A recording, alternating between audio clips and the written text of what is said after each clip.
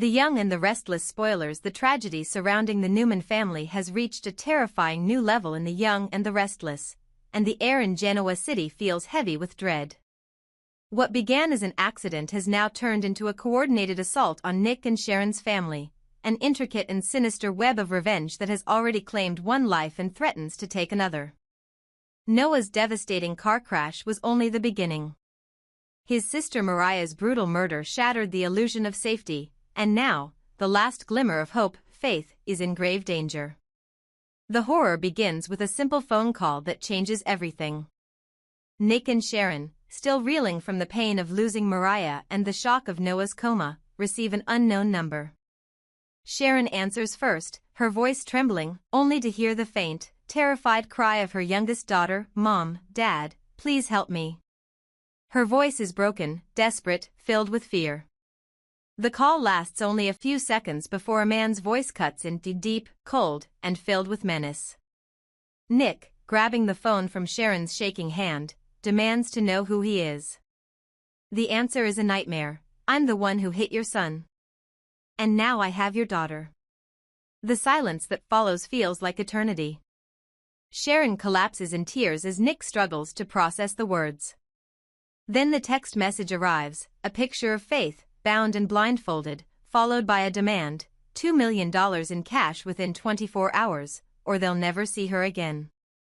The kidnapper's final warning chills Nick to his core: "If you call the police, you'll get her body instead." Nick's fury is instant and uncontrollable.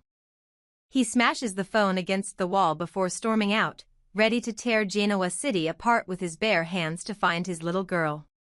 But Sharon stops him, clinging to the last bit of reason they have left. They can't make rash moves, not when their daughter's life is hanging by a thread. Every second feels like a countdown to disaster. At the Genoa City Police Department, the investigation is already in chaos. The detectives realize too late that Noah's accident may not have been an accident at all. Forensics reveals signs of tampering, a deliberate sabotage that caused his brakes to fail. The same man claiming responsibility for the crash now has Faith, and that means one thing: this is personal. The Newmans are under attack from someone who knows their weaknesses, their history, their vulnerabilities. Nick's mind races through every possible suspect: old enemies, business rivals, even people from Sharon's past who might have harbored grudges.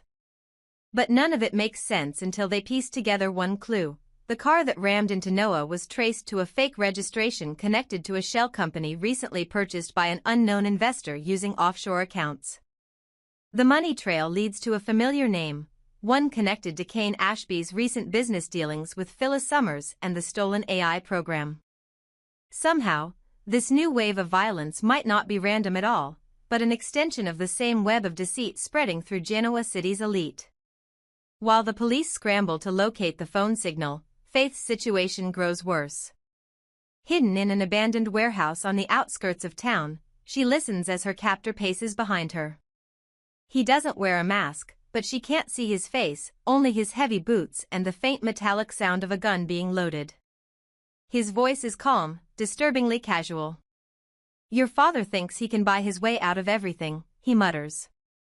"But this time, he's going to pay in more than money." Faith doesn't understand what that means, but the venom in his tone makes her blood run cold. Back at the Newman ranch, Sharon clings to the hope that Faith is still alive. She replays the phone call over and over, memorizing every sound, every breath.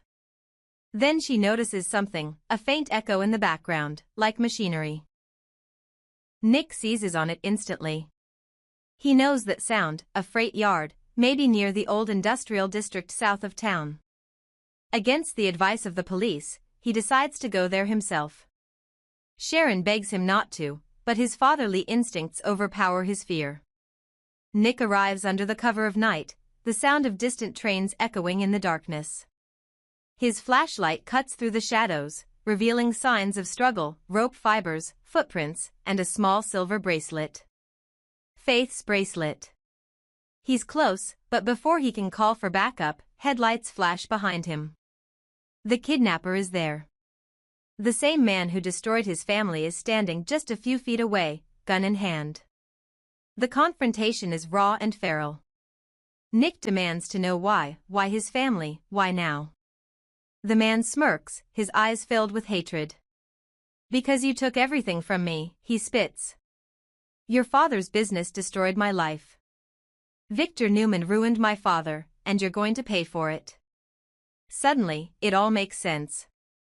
The man isn't just a criminal, he's the son of one of Victor's long-forgotten victims, a man whose company was crushed by Newman Enterprises decades ago. Revenge has festered for years, and now it's consuming another generation. The tension explodes when Nick lunges forward, trying to disarm him.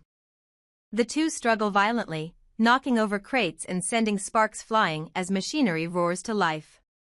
Faith screams from somewhere in the darkness, her voice muffled by tape.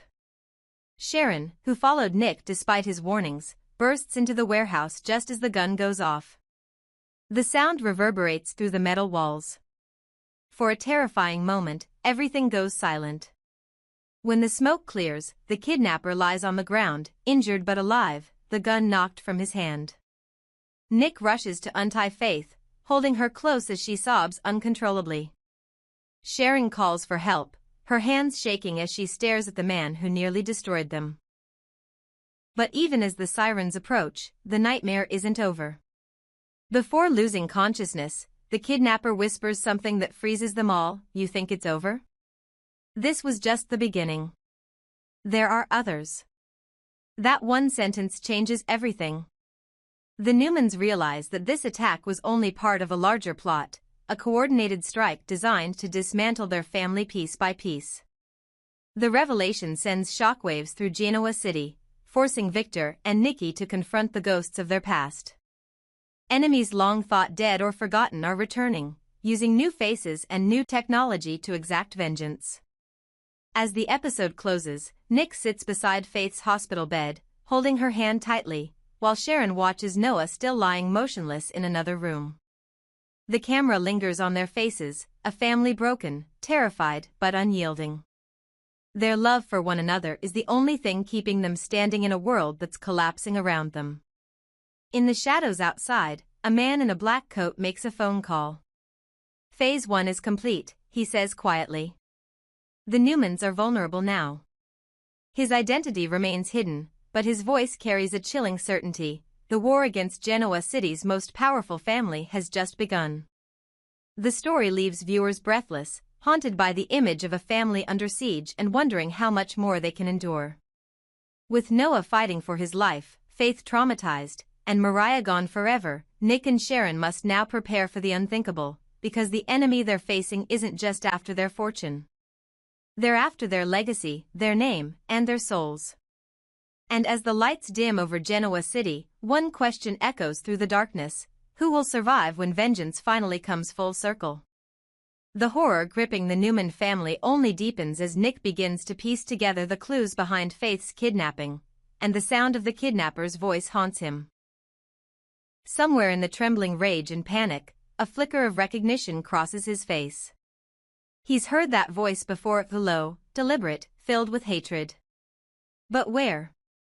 As he replays the phone call in his mind, a chilling realization begins to form: this isn't the work of a stranger. This is someone connected to their past, someone with a vendetta that stretches beyond money. Sharon, her face streaked with tears, can barely breathe as she clutches Nick's arm.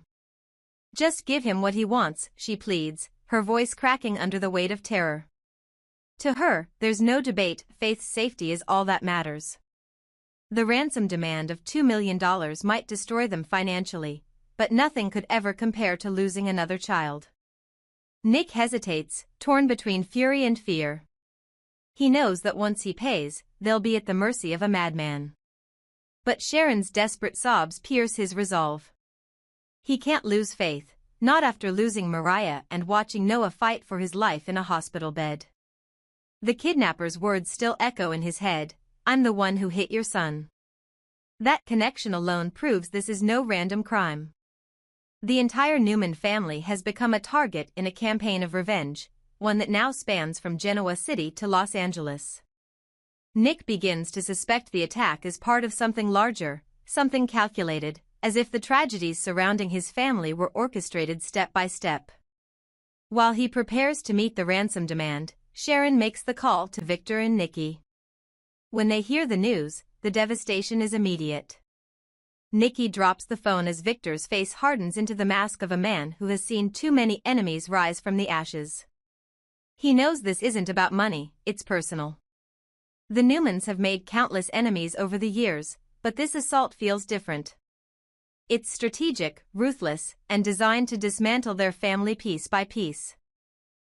Without hesitation, Victor and Nikki board a flight to Los Angeles, determined to protect their children. Meanwhile, at the GCPD, detectives scramble to trace the ransom call.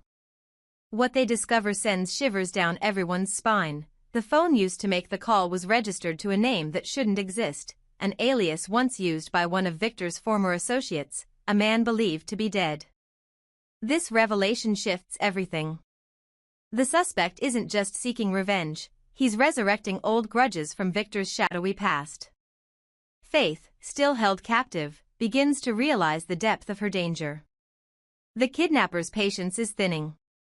He's methodical but unpredictable, speaking to her with an unnerving calm that makes her stomach twist. She tries to be brave, remembering what her parents always told her, to stay strong, to stay alert.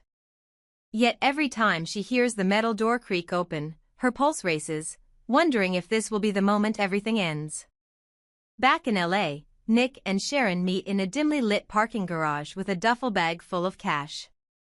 The plan is simple: follow the instructions, make the drop, and get Faith back. But Nick can't ignore the gnawing thought that this entire setup feels too deliberate, too theatrical.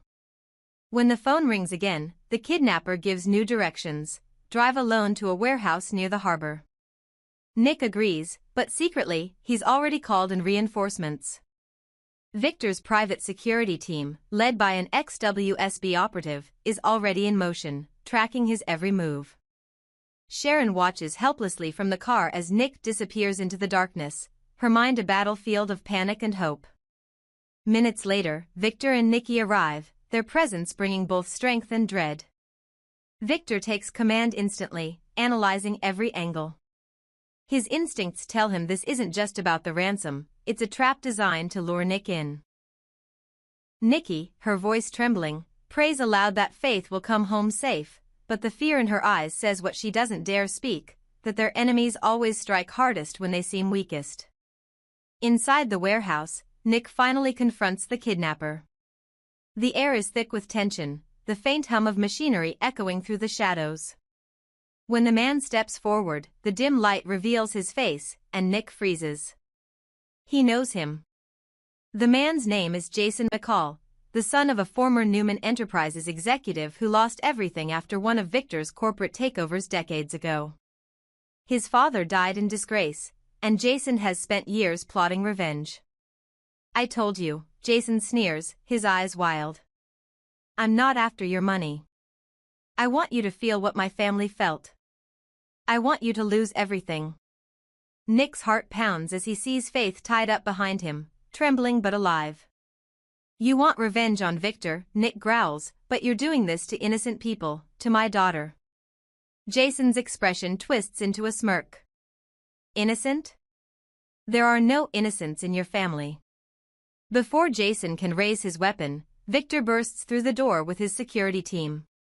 The confrontation explodes into chaos as gunfire, shouts, and blinding flashes of light. Nick shields Faith as Victor's men subdue Jason, dragging him to the ground. Sharon rushes in seconds later, collapsing into Faith's arms, sobbing uncontrollably. For a brief, fragile moment, they are safe. But safety, in the young and the restless, never lasts long. As the police arrive to take Jason away, he glares at Victor and whispers, "You stopped me, but there are others who won't." The threat lingers in the air like poison. Back at home, Sharon can't stop trembling, haunted by the fear that her children are cursed by the ghosts of their family's past. Faith barely speaks, her eyes distant, her innocence fractured. Therapists warn that the trauma may leave deep emotional scars, that she may never fully recover from being the target of such violence. In the aftermath, Victor vows to hunt down every person connected to Jason's scheme. He knows this was just one piece of a larger conspiracy, one that reaches beyond Genoa City. Nikki, equally resolute, insists they stay in Los Angeles until their family is safe, no matter the cost. Nick, torn between relief and guilt, can't escape the haunting truth that his father's legacy of power and vengeance has put them all in danger. As the final scene fades, Sharon stands by the window, watching the sunrise with tears in her eyes. "It's never really over, is it?" she whispers. Victor, standing behind her, says nothing because he knows she's right. Somewhere out there, others are still watching, still waiting, still plotting. And while Faith sleeps in her room, clutching the stuffed animal she had as a child, the camera pans to a shadowy figure outside the Newman estate, holding a phone. On the screen is a message: Phase 2 begins soon. The nightmare is far from over, and as Victor and Nikki prepare for war, The Young and the Restless enters one of its darkest, most gripping chapters yet, where revenge, redemption, and the unbreakable bonds of family will be tested like never before.